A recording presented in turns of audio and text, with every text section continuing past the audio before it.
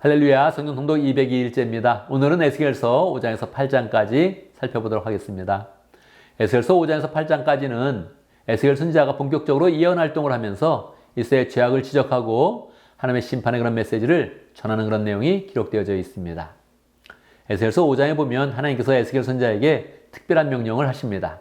에스겔의 수염과 머리털을 다 깎아서 3분의 1씩 나누어 놓으라는 것입니다.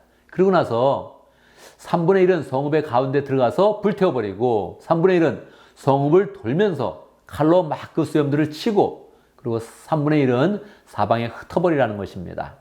무엇입니까? 하나님께서 3분의 1은 이스라엘 백성 중에 3분의 1은 전염병으로 죽이겠다, 심판하겠다 하시는 것이고 3분의 1은 칼로서 그들을 목숨을 빼앗겠다 말씀하시는 것이고 3분의 1은 사방에 흩어서 그들이 포로로 잡혀가게 하겠다 그렇게 말씀하고 있는 것입니다. 하나님의 심판의 그런 그 내용이 구체적으로 지금 이스라엘 백성들 가운데 임하고 있는 것입니다.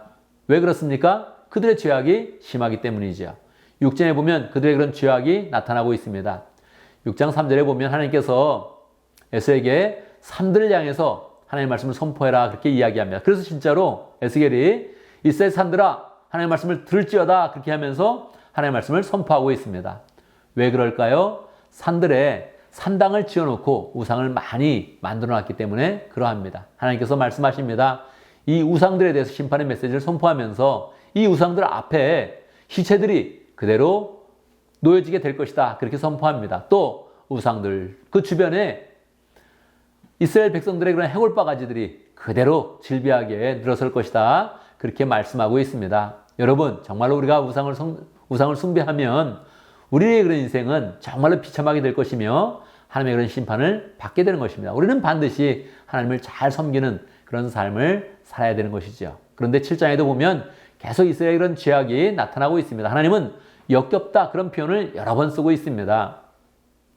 이스라엘 백성들이 산당만 섬기고 우상을 섬기는 것이 아니라 그 삶 가운데서도 계속 우상을 섬기는 그런 삶, 악한 일을 계속 끊임없이 하고 있는 것입니다. 하나님께서 계속 말씀하십니다. 3절 너의 행실을 따라 너희를 심판하며 너희의 역겨운 일들을 내가 보응하겠다. 그렇게 말씀하시면서 그들이 하는 그런 불신앙적인 그런 모든 행위와 부도덕한 일들을 다 심판하겠다고 말씀하십니다. 하나님께 심판을 하시면서 계속 하나님께서 이 문장을 반복해서 선포하고 있습니다. 무엇일까요?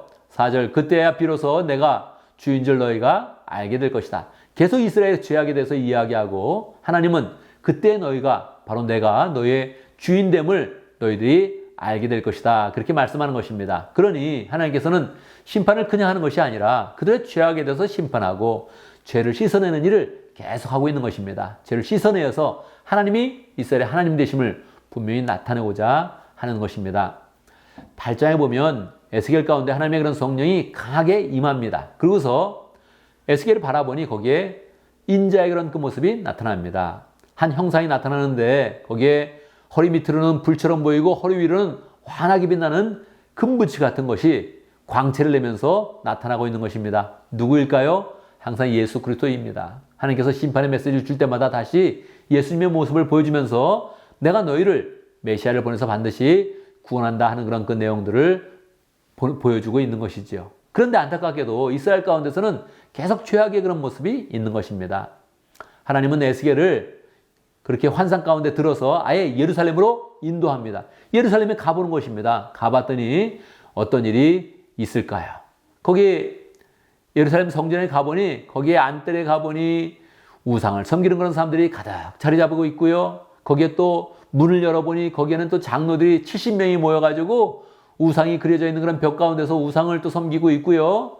성전 안뜰에 또 들어가 보면 거기에 동쪽 태양신을 향해서 태양신을 그런 섬기는 사람들이 25명이 있는 것입니다. 곳곳에 성전 안에 곳곳에 우상을 그렇게 섬기는 그런 사람들이 있는 것입니다.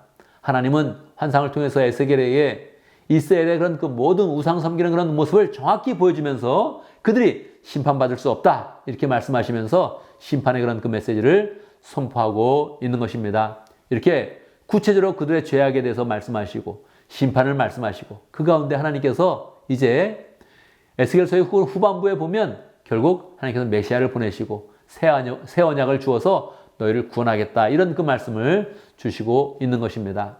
우리는 이 말씀을 보면서 우리의 그런 삶 가운데 어떤 죄악이 있는가? 우리가 하나님을 잘 섬기지 못하는 그런 부분이 있는가?